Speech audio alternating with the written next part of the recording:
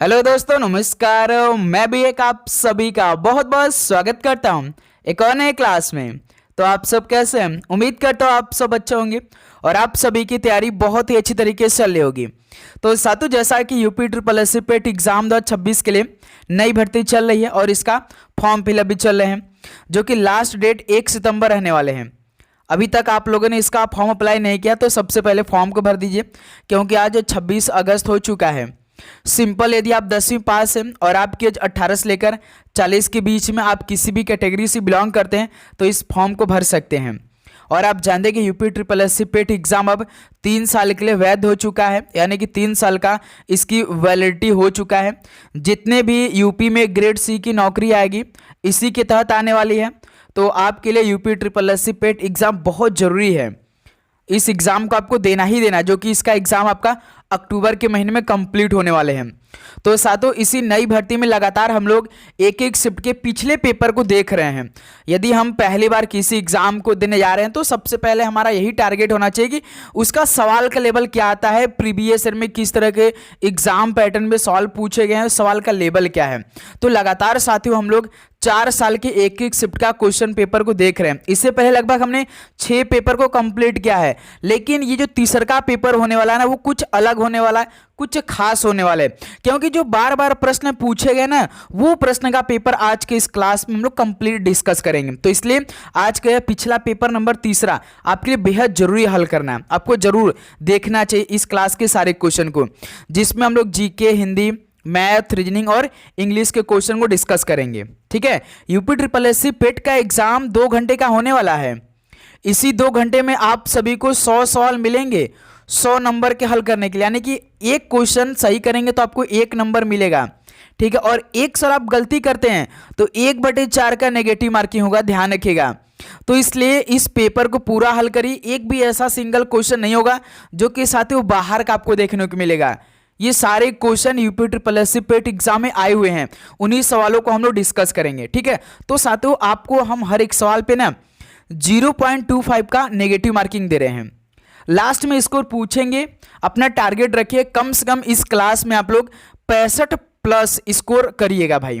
ठीक है, लास्ट में स्कोर पूछेंगे, जरूर स्कोर बताइएगा कि आप सभी का कितना स्कोर रहा आज के इस सेशन से।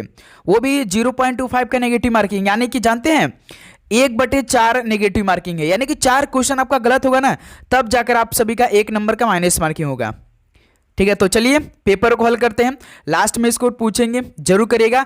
याद रखिएगा भाई, बिना स्किप की इस क्लास को आपको पूरा टैकल करना है। ओके, तो देखिए आज का पहला प्रश्न क्या पूछा गया था। निम्नलिखित में से कौन भारत का पड़ोसी देश नहीं है? बनाइए इस सवाल का उत्तर क्या होगा।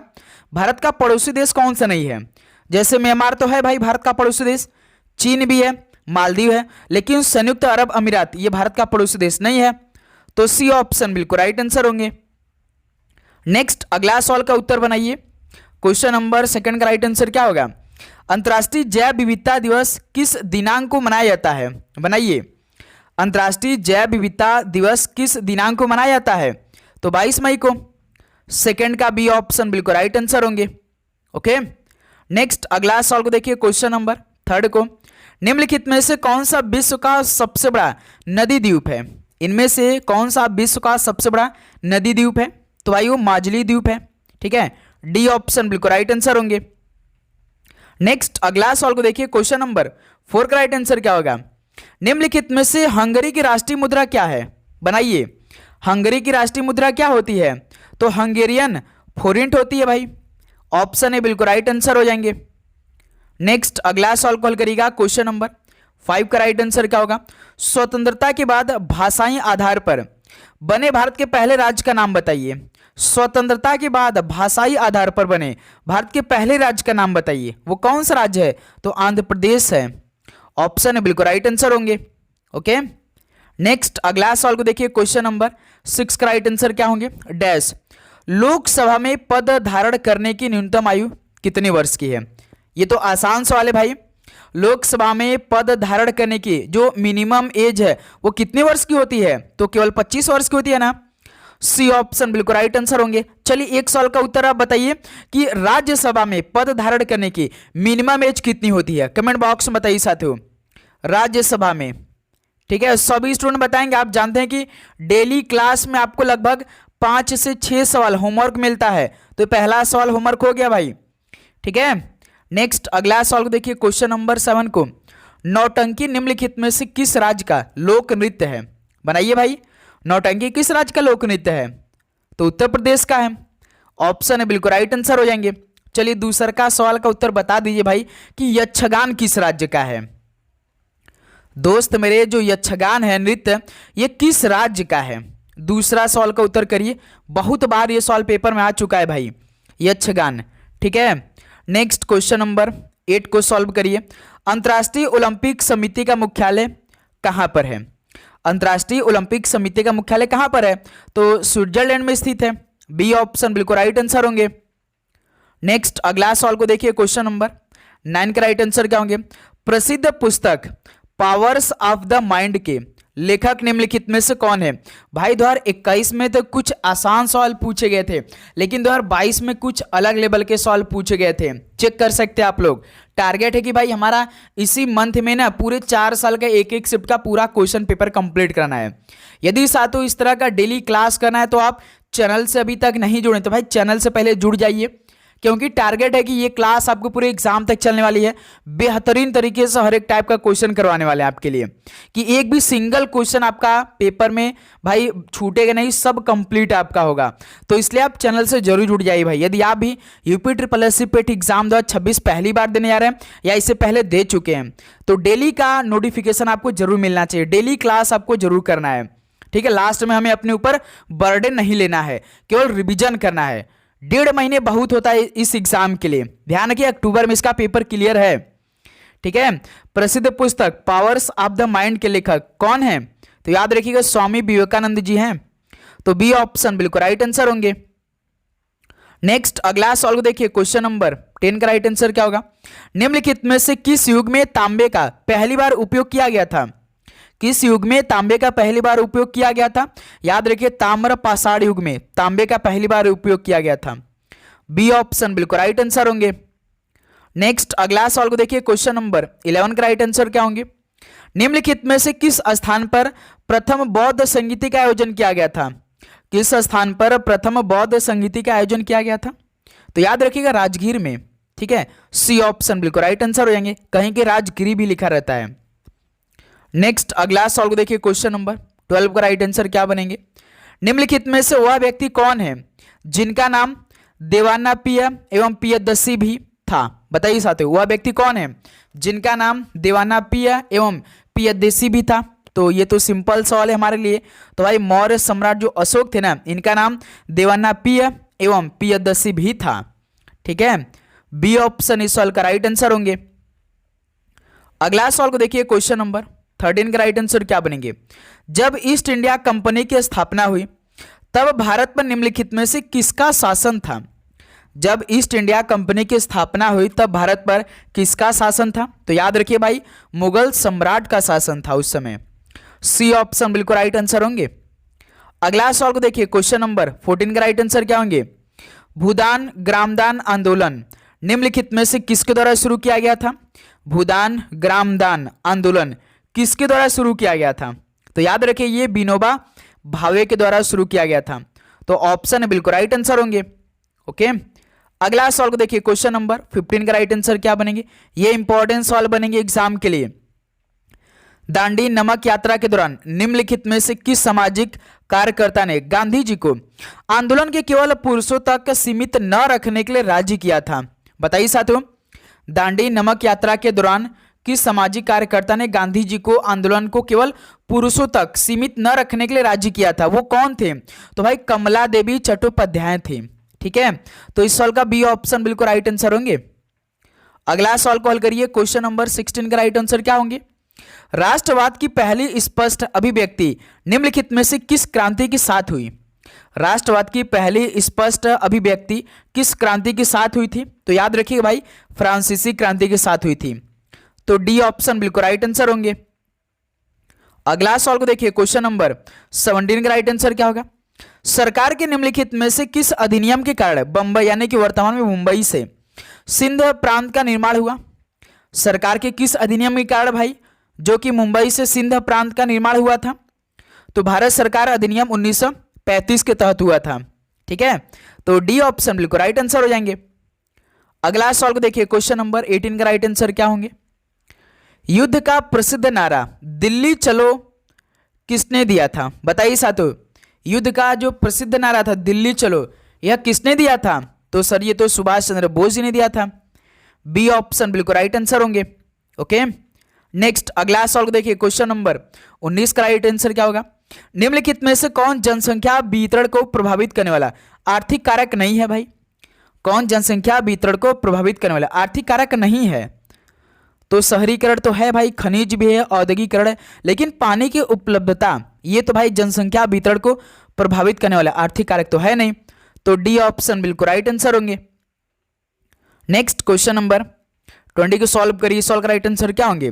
विश्व की सबसे ऊंची चोटी माउंट एवरेस्ट किसके बीच स्थित है? कल सवाल पूछा था, कल जो रात में क्लास हुई थी हमने पूछा था कि माउंट एवरेस्ट किस देश में स्थित है।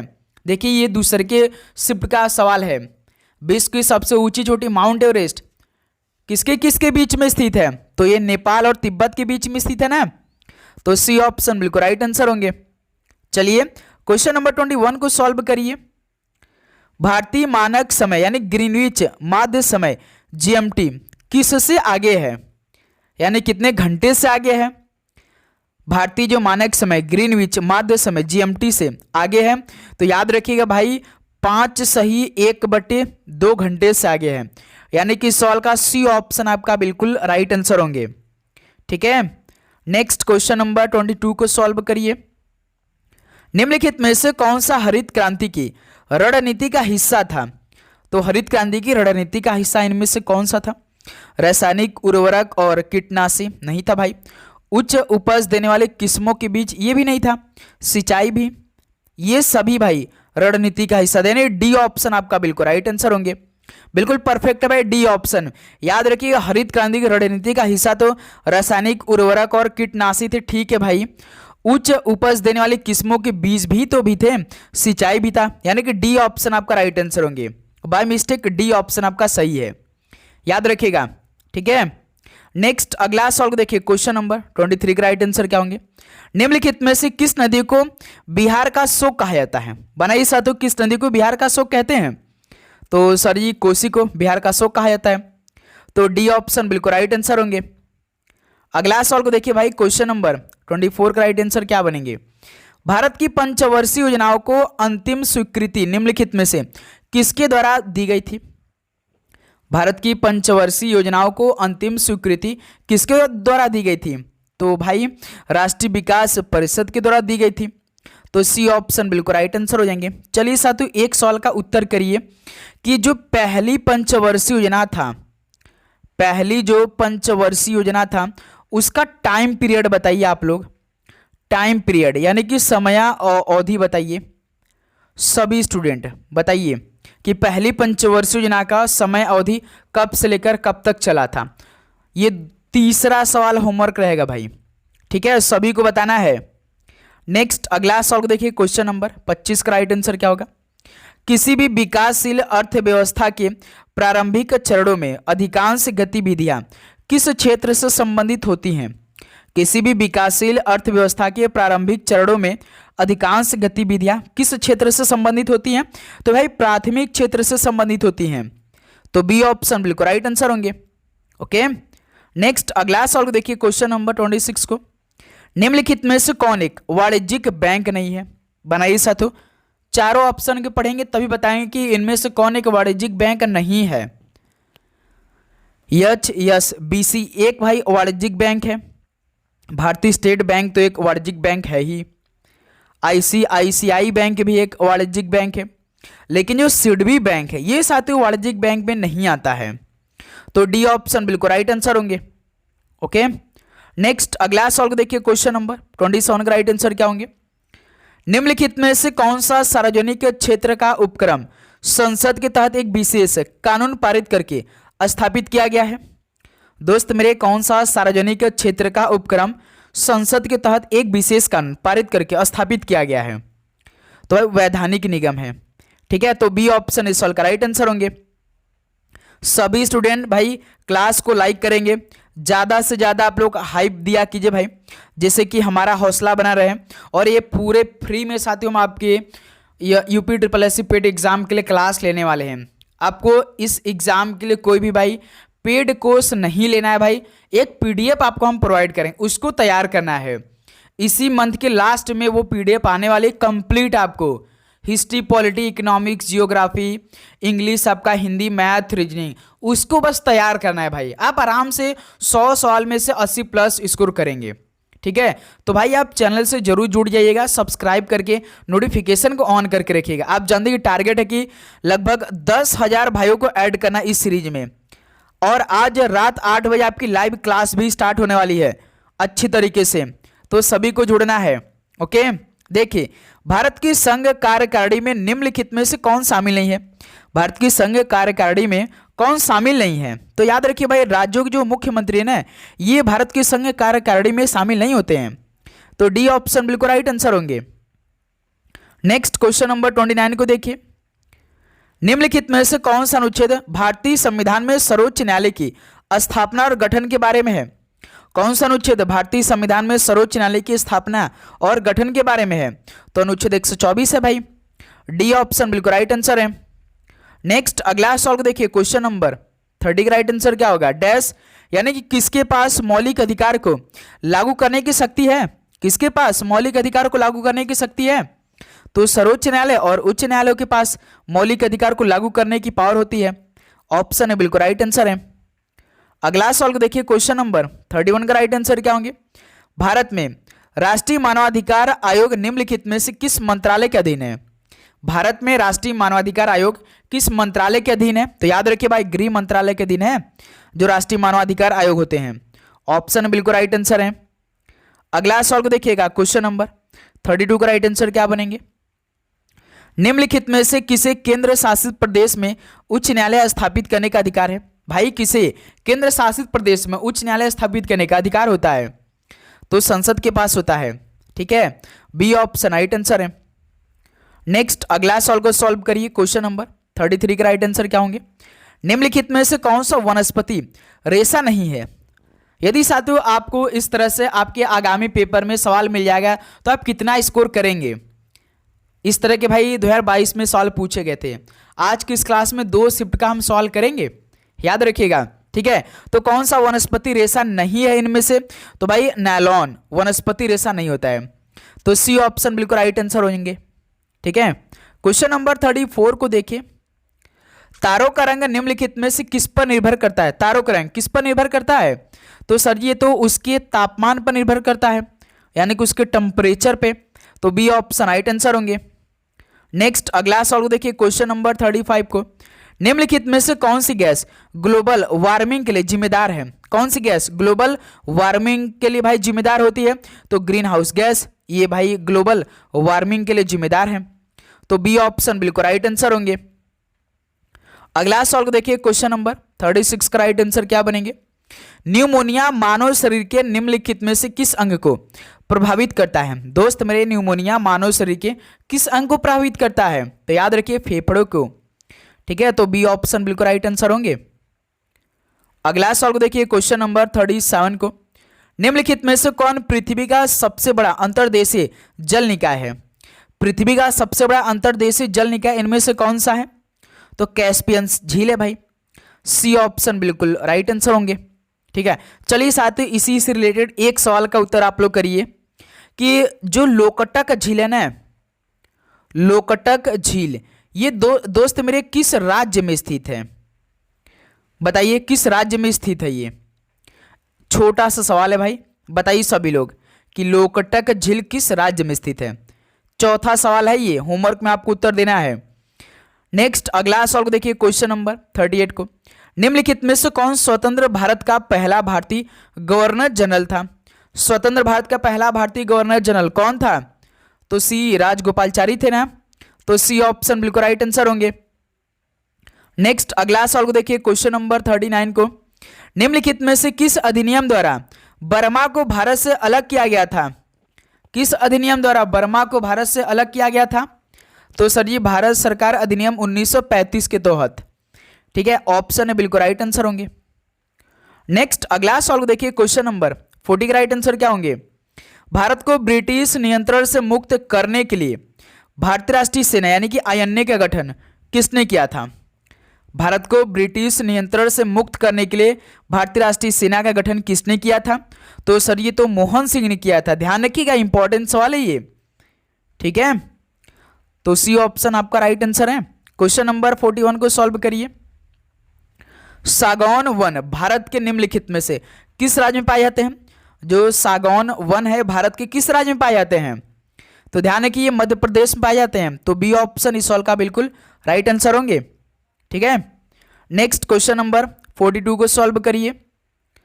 जीएमटी का पूर्ण रूप क्या है? जीएमटी का पूरा नाम क्या है? तो सर ये तो ग्रीनविच मीन टाइम है, तो बी ऑप्शन बिल्कुल राइट आंसर होंगे, ठीक है। चलिए लास्ट में स्कोर पूछेंगे भाई, स्कोर जरूर करिएगा, स्कोर के बिना क्लास को स्किप मत करिएगा, ठीक है। 1969 में कितने प्रमुख निजी बैंकों का राष्ट्रीयकरण किया गया था? बनाइए साथियों, 1969 में कितनी प्रमुख निजी बैंकों का राष्ट्रीयकरण किया गया था? तो पूरे 14 बैंकों का ना, तो डी ऑप्शन बिल्कुल राइट आंसर होंगे। अगला सवाल को देखिए, क्वेश्चन नंबर 44 का राइट आंसर क्या होंगे? 1991 के आर्थिक सुधारों के बाद कौन से उद्योग विशेष रूप से सार्वजनिक क्षेत्र के लिए आरक्षित थे? 1991 के आर्थिक सुधारों के बाद कौन से उद्योग विशेष रूप से सार्वजनिक क्षेत्र के लिए आरक्षित थे? तो वो साथियों परमाणु ऊर्जा उत्पादन उद्योग है भाई, ठीक है। तो बी ऑप्शन राइट आंसर होंगे। नेक्स्ट अगला सवाल को देखिए, क्वेश्चन नंबर 45 का राइट आंसर क्या बनेंगे? डैश योजना आयोग के अंतिम उपाध्यक्ष कौन थे? भाई योजना आयोग की स्थापना कब हुआ था? 1950 में। जैसे 2015 आया तो योजना आयोग की जगह नीति आयोग ने ले लिया था, लेकिन योजना आयोग के अंतिम उपाध्यक्ष कौन थे ये सवाल पूछा जा रहा है। तो श्री मोन्टेक सिंह अहलूवालिया थे, ठीक है। तो ऑप्शन इस सवाल का बिल्कुल राइट आंसर होंगे। नेक्स्ट अगला सवाल को देखिए, क्वेश्चन नंबर 46 का उत्तर क्या होगा? निम्नलिखित में से कौन सा क्षेत्र भारत का सबसे बड़ा नियोक्ता है? कौन सा क्षेत्र भारत का सबसे बड़ा नियोक्ता है? तो याद रखिए वो प्राथमिक क्षेत्र है, तो ऑप्शन इस सवाल का बिल्कुल राइट आंसर होंगे। नेक्स्ट अगला सवाल को देखिए, क्वेश्चन नंबर 47 का राइट आंसर क्या होंगे? निम्नलिखित में से किस राज्य को हरित क्रांति के लिए भारत में आरंभ स्थल के रूप में चुना गया था? किस राज्य को हरित क्रांति के लिए भारत में आरंभ स्थल के रूप में चुना गया था? तो भाई पंजाब राज्य को, ऑप्शन बिल्कुल राइट आंसर हो जाएंगे। चलिए साथियों एक लास्ट सवाल का उत्तर आप लोग करिए भाई होमवर्क में, कि हरित क्रांति की शुरुआत कब हुई थी, वो भी भारत में। बनाइए साथियों इस सवाल का उत्तर क्या बनेगा? सभी स्टूडेंट बताएंगे भाई, 5 सवाल दिए हैं, ठीक है। नेक्स्ट अगला सवाल को देखिए, क्वेश्चन नंबर 48 का राइट आंसर क्या होगा? निम्नलिखित में से कौन सा अनुच्छेद अल्पसंख्यकों के हितों के संरक्षण से संबंधित है?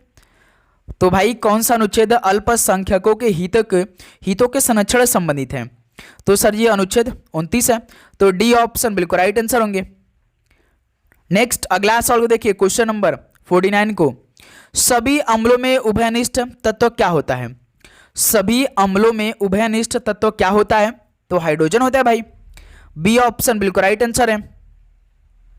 नेक्स्ट क्वेश्चन नंबर 50 को सॉल्व करिए। खाना पकाने के नॉन स्टिक बर्तन से लेपित होते हैं, यानी जो खाना पकाने के नॉन स्टिक बर्तन होते हैं वो किससे लेपित होते हैं? तो टेफ्लॉन से लेपित होते हैं भाई, याद रखिएगा, तो बी ऑप्शन बिल्कुल राइट आंसर होंगे, ठीक है।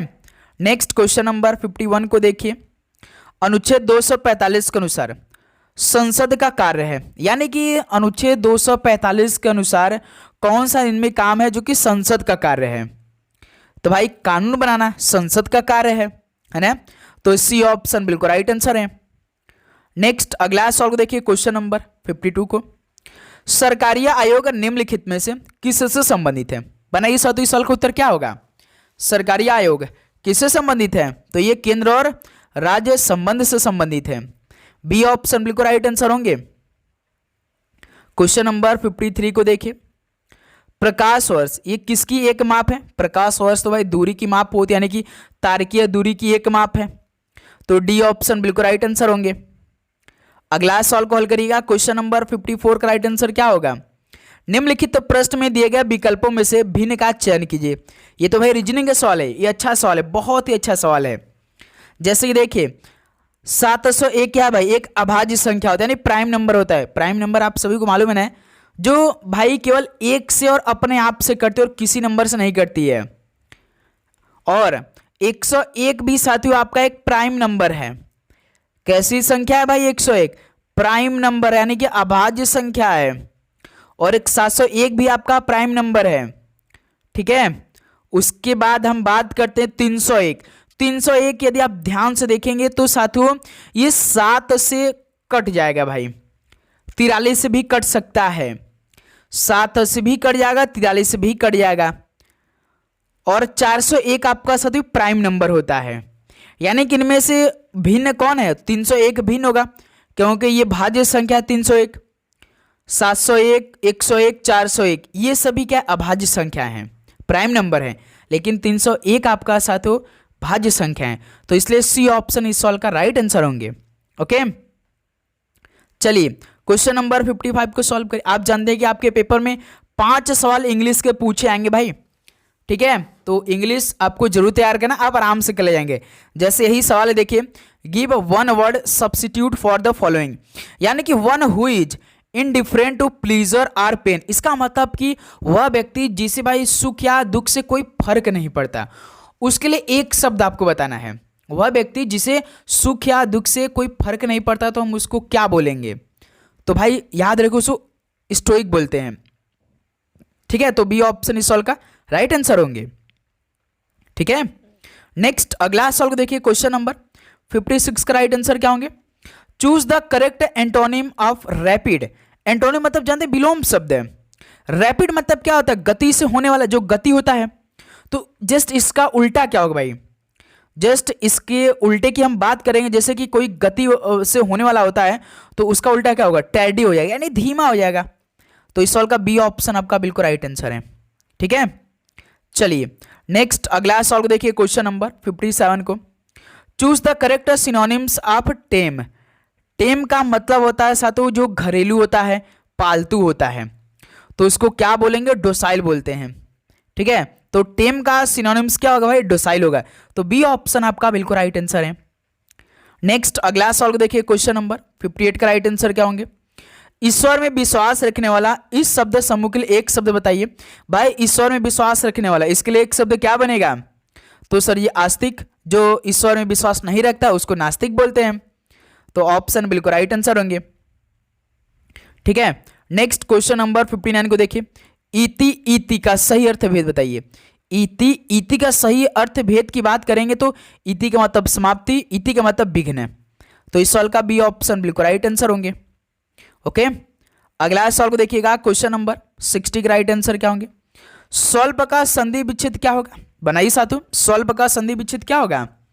याद रखिए सूधन अल्प होगा। तो डी ऑप्शन इस सवाल का राइट आंसर है। नेक्स्ट अगला सवाल को देखिए, क्वेश्चन नंबर 61 का राइट आंसर क्या होगा? अस्थावर का विलोम शब्द क्या होगा? भाई अस्थावर का विलोम शब्द बताइए। तो जंगम होगा। ये यूपी पुलिस के पेपर में भी सवाल बार बार पूछा जाता है, अस्थावर का विलोम शब्द। ऑप्शन बिल्कुल राइट आंसर है। यदि साथियों आपने यूपी पुलिस का जितने भी प्रीवियस ईयर में सवाल हिंदी के पूछे गए हैं, मैथ के सवाल पूछे गए हैं, रीजनिंग का, यदि आप उसे भी तैयार कर लेते हैं ना तो आपका एक भी सवाल गलती नहीं होगा। डीआई पढ़िएगा, 10 सवाल आएंगे 10 नंबर के। करंट अफेयर 10 सवाल 10 नंबर के आने वाले हैं, ठीक है। यही दो ऐसे टॉपिक जो कि 10 सवाल 10 नंबर के आने वाले हैं। दिए गए भिन्न यानी कि 4/9, 5/7, 11/13, 13/17 में सबसे बड़ा कौन सा है? तो दोस्त मेरे, इसको तो हम लोग ऑप्शन से भी सॉल्व कर सकते हैं कि नहीं, देख लेते हैं ऑप्शन में कौन सबसे भाई बड़ा लग रहा है, वो हमारा आंसर हो जाएगा। जैसे 4/9 को यदि हम पॉइंट मिलाते तो कितना होगा? 0, एक यहाँ पे 0 हो जाएगा, 9 3 27, 9 चौका 36 यानी कि 0.4 आ रहा है इसमें, ठीक है। और हम 5/7 को पॉइंट में देते बनाते हैं तो कितना आएगा? बनाइए, 5/7 इसको पॉइंट में करेंगे 0, 7 7 49, 50 हो जाएगा, 7 7 49 यानी कि 0.7 आएगा। फिर 11/13 को करिए, इसको पॉइंट में बदलिए, कितना आएगा? 0.110 हो जाएगा। 13 7 91, 13/104 यानी 0.8। 11/13 और एक 13/17 है, इसको करिए, 0.130 हो जाएगा, 17 का भाग 130 में देंगे, 17 छक्का 102, 17 सत्ते 119, 0.7। सबसे बड़ा कौन आ रहा है 0.8, कौन सा है 11/13, कौन सा ऑप्शन है डी ऑप्शन, बिल्कुल राइट आंसर होंगे। सिंपल सा सवाल था भाई, है ना। क्यों, यदि आपको किसी भी सवाल पे डाउट हो, ना समझ में आए तो कमेंट बॉक्स में जरूर पूछेगा, क्योंकि हर एक क्लास का भाई कमेंट चेक होता है, हम खुद से चेक करते हैं भाई, ठीक है। तो इसलिए भाई आप जरूर चैनल को सब्सक्राइब करके नोटिफिकेशन को ऑन करके जो भी आपका डाउट है कमेंट बॉक्स में हमसे पूछ लीजिएगा भाई। डाउट लेकर बिल्कुल भी नहीं चलना हमें पेपर में। निम्नलिखित में से कौन सबसे बुद्धिमान स्तनधारी है, भाई सबसे बुद्धिमान स्तनधारी इनमें से कौन सा है, तो डॉल्फिन होता है ना, तो सी ऑप्शन राइट आंसर है। अगला सवाल देखिए क्वेश्चन नंबर 64 को, निम्नलिखित में से कौन सा भारत का सबसे छोटा केंद्र शासित प्रदेश है, भारत का सबसे छोटा केंद्र शासित प्रदेश कौन सा है, तो लक्षद्वीप है, डी ऑप्शन राइट आंसर है। नेक्स्ट अगला सवाल देखिए क्वेश्चन नंबर 65 को, भारत के कितने राज्य बांग्लादेश के साथ सीमा साझा करते हैं। अब साथियों इस सवाल का राइट आंसर आप बताएंगे कि भारत के कितने ऐसे राज्य हैं जो कि बांग्लादेश के साथ सीमा साझा करते हैं। तो सर जी वो तो पूरे 5 राज्य हैं भारत के जो कि बांग्लादेश के साथ सीमा साझा करते हैं। कौन कौन से, एक आपका असम है, मेघालय है, त्रिपुरा है, मिजोरम है। एक कोई बता सकता है सर जी, एक तो वेस्ट बंगाल है, 5 पूरे, एक देखिए वेस्ट बंगाल है, असम है, तीसरा का आपका मेघालय है, चौथा त्रिपुरा और पांचवा आपका कौन है मिजोरम है, बी ऑप्शन राइट आंसर है। नेक्स्ट अगला सवाल को देखिए क्वेश्चन नंबर 66 को, निम्नलिखित में से पोलैंड की राष्ट्रीय मुद्रा क्या है। भाई पोलैंड की राष्ट्रीय मुद्रा क्या होती है, तो जलाटी होती है ना, तो सी ऑप्शन राइट आंसर होंगे। नेक्स्ट अगला सवाल को देखिए क्वेश्चन नंबर 67 को। दोस्त मेरे देखिए हम प्रीवियस ईयर के सवाल जब तक करेंगे हम जल्दी जल्दी सभी सवालों को देखने वाले हैं, ठीक है। इसलिए आप ये मत सोचा करें कि क्लास ज़्यादा समय की होगी, आपको क्लास को पूरा देखना है। प्रीवियस ईयर कम से कम आपको पूरा पेपर तो मालूम होना चाहिए, ठीक है। उत्तर प्रदेश का एक लोकप्रिय शास्त्रीय नृत्य कौन सा है, कुचिपुड़ी आंध्र प्रदेश का है, कथक यूपी का है, कथकली केरल का है, मोहिनीअट्टम केरल का है ना। तो किसका पूछा, यूपी का पूछा, तो कथक फेमस है, तो बी ऑप्शन बिल्कुल राइट आंसर होंगे। नेक्स्ट अगला सवाल को देखिए क्वेश्चन नंबर 68 को, निम्नलिखित में से किसके पास लोकसभा सत्र सत्रावसान की शक्ति है। किसके पास लोकसभा सत्र सत्रावसान की शक्ति होती है, तो सर ये तो भारत के राष्ट्रपति के पास होती है, तो बी ऑप्शन राइट आंसर है। अगला सवाल को देखिए क्वेश्चन नंबर 69 का राइट आंसर क्या होंगे। अंतर्राष्ट्रीय अहिंसा दिवस निम्नलिखित में से किस दिन मनाया जाता है, यानी किस तारीख को अंतर्राष्ट्रीय अहिंसा दिवस मनाया जाता है, तो सर ये तो 2 अक्टूबर को, जिस दिन महात्मा गांधी जी का जन्म होता है भाई, डी ऑप्शन राइट आंसर होंगे। नेक्स्ट अगला सवाल को देखिए क्वेश्चन नंबर 70 का राइट आंसर क्या होंगे। वास्को डी गामा का मकबरा यानी कि दफन स्थान भारत के निम्नलिखित में से किस स्थान पर स्थित है। वास्को डी गामा का मकबरा भाई भारत के किस स्थान पर स्थित है, तो याद रखिए भाई कोच्चि केरल में स्थित है, तो सी ऑप्शन बिल्कुल राइट आंसर होंगे। नेक्स्ट क्वेश्चन नंबर 71 को हल करिए। थॉमस कप निम्नलिखित में से किस खेल से संबंधित है। थॉमस कप किस खेल से संबंधित है, तो ये बैडमिंटन से संबंधित है थॉमस कप, तो बी ऑप्शन राइट आंसर है। ओके नेक्स्ट अगला सवाल देखिए 72 को, प्रसिद्ध पुस्तक विंग्स ऑफ फायर किसकी आत्मकथा है। प्रसिद्ध पुस्तक विंग्स ऑफ फायर किसकी आत्मकथा है, तो ध्यान रखिए इंपॉर्टेंस वाले भाई डॉक्टर APJ अब्दुल कलाम जी की है, तो बी ऑप्शन राइट आंसर है। नेक्स्ट क्वेश्चन नंबर 73 को देखिए। ग्लोबल वार्मिंग का अपेक्षित परिणाम क्या है। ग्लोबल वार्मिंग का अपेक्षित परिणाम इनमें से कौन सा है, तो भाई समुद्र के स्तर में वृद्धि ठीक है, तटीय रेखा में परिवर्तन ये भी ठीक है, फसल पैटर्न में परिवर्तन ठीक है, यानी कि ऑप्शन डी आपका ये सभी आपका राइट आंसर होंगे। ये ग्लोबल वार्मिंग का अपेक्षित परिणाम होते हैं, ठीक है। नेक्स्ट 74 को देखिए भाई। जजिया फिर से लगाने वाले मुगल शासक का नाम लिखिए। जजिया फिर से लगाने वाले मुगल शासक का नाम क्या था, तो सर जी वो तो कौन थे, औरंगजेब थे ना, तो बी ऑप्शन इस सवाल का राइट आंसर होंगे, ठीक है। नेक्स्ट अगला सवाल को देखिए क्वेश्चन नंबर 75 को। निम्नलिखित में से किसे अंग्रेजों द्वारा शुरू किए गए सबसे महत्वपूर्ण योगदानों में से एक माना जाता है। बताइए साथियों, भाई अंग्रेजों द्वारा शुरू किए गए सबसे महत्वपूर्ण योगदानों में से एक कौन माना जाता है, तो वो रेलवे है भाई, ऑप्शन बी सॉल्व का राइट आंसर होंगे। नेक्स्ट क्वेश्चन नंबर 76 को सॉल्व करिए।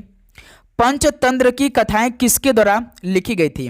पंचतंत्र की कथाएं किसके द्वारा लिखी गई थी, तो सर ये तो विष्णु शर्मा के द्वारा लिखी गई थी, तो भाई डी ऑप्शन आपका बिल्कुल राइट आंसर होंगे ना। नेक्स्ट अगला सवाल को देखिए, क्वेश्चन नंबर 77 को। गौतम बुद्ध ने सारनाथ में अपना पहला उपदेश किसमें दिया था, यानी किस मुद्रा में दिया था? कोई बता सकता है इस सवाल का उत्तर कि गौतम बुद्ध जी ने सारनाथ में अपना पहला उपदेश दिया था, लेकिन किस मुद्रा में दिया था? तो धर्म चक्र प्रवर्तन मुद्रा में दिया था। तो भाई इस सवाल का बी ऑप्शन बिल्कुल राइट आंसर होंगे। नेक्स्ट क्वेश्चन नंबर 78 को देखिए। निम्नलिखित में से किस शासक के दरबारी कवि हरिसेठ थे? दोस्त मेरे, किस शासक के दरबारी कवि हरिसेठ थे? तो समुद्रगुप्त के ना थे। तो बी ऑप्शन बिल्कुल राइट आंसर होंगे। भाई लास्ट में स्कोर पूछेंगे, 65+ का स्कोर दिया आपको हमने। अब देखिए 79 मैथ का सवाल है। 5 परिणामों का औसत 46 है और पहले 4 का औसत 45 है, तो पांचवा परिणाम कितना है? बनाइए साथियों, 5 परिणामों का औसत 46 है, यानी कि 5 छक 30 का 0 3, 5 चौका 20 3 23, 230 के बराबर।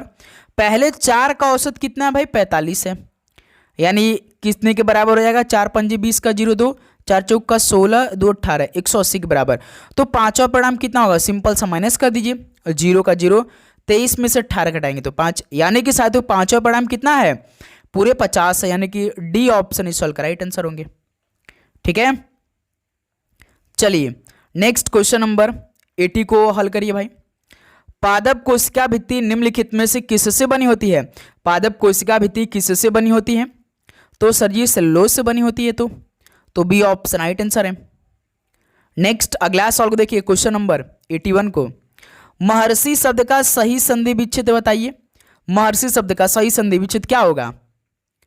तो महाधन ऋषि, महर्षि भाई, डी ऑप्शन बिल्कुल राइट आंसर होंगे। ओके, चलिए नेक्स्ट अगला सवाल को देखिए, क्वेश्चन नंबर 82 का राइट आंसर। निम्नलिखित में से भिन्न पद का चयन कीजिए, यानी इसमें से आपको भिन्न बताना है। दोस्त मेरे ध्यान से नंबर को देखिए, कौन सा इनमें आपको भिन्न दिखाई दे रहा है? सोचिए समझिए परखिए, उसके बाद उत्तर करिए आप सभी लोग। इंपॉर्टेंट सवाल है।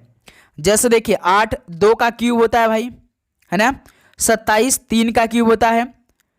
64 4 का क्यूब होता है। 100 किसी क्यूब नहीं होता, ये 10 का स्क्वायर है भाई।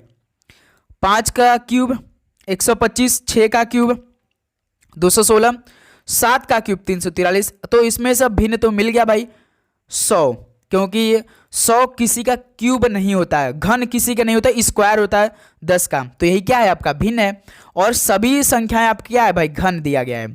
तो ऑप्शन इस सवाल का बिल्कुल राइट आंसर होंगे। ओके, तो साथियों ये पूरे 82 सवाल हमने कंप्लीट कराया प्रीवियस ईयर में। तो देख सकते हैं साथियों, इस तरह से यूपी SSSC पेट के एग्जाम में सवाल पूछे गए थे, जो कि हम साथियों लगातार डेली सुबह और शाम में आपके लिए करवा रहे हैं अच्छे तरीके से। तो भाई आपको डेली क्लास करना है, हर एक क्वेश्चन को तैयार करना है भाई। यदि आप भी पहली बार यूपी SSSC पेट एग्जाम देने आ रहे हैं और पहली बार में इस एग्जाम को पास करना चाहते हैं और अच्छे नंबर से परसेंटाइल आपको अच्छा बनाना है, आज दोपहर में एक सेशन लेंगे भाई, आपको बताएंगे कि आपको कितना परसेंटाइल बनाना है, कितना टारगेट रखना है, कितने नंबर लाने अनिवार्य होंगे इस बार 2026 के पेपर में। ठीक है, तो चैनल को जरूर सब्सक्राइब करके नोटिफिकेशन को ऑन करके रखिएगा। ओके, तो चलिए साथियों इस क्लास को यहीं पे समाप्त करते हैं। आप सभी को एग्जाम के लिए बेस्ट ऑफ लक, और कोई भी डाउट आपके मन में हो तो कमेंट बॉक्स में जरूर पूछिएगा अच्छे से। ओके, क्योंकि हर एक क्लास का कमेंट चेक होती है, लगातार इसी तरह आपकी क्लास आएगी भाई एग्जाम तक। ये क्लास अब रुकने वाली नहीं है भाई, आपके सिलेक्शन तक ही जाकर अब रुकेगी क्लास। ठीक है, तो सभी को भाई all the best, God bless you. मिलते हैं साथियों शाम में एक नए पेपर के साथ, उस पेपर को आप जरूर हल करिएगा। ठीक है, तो सभी को all the best, God bless you, जय हिंद, वंदे मातरम, धन्यवाद।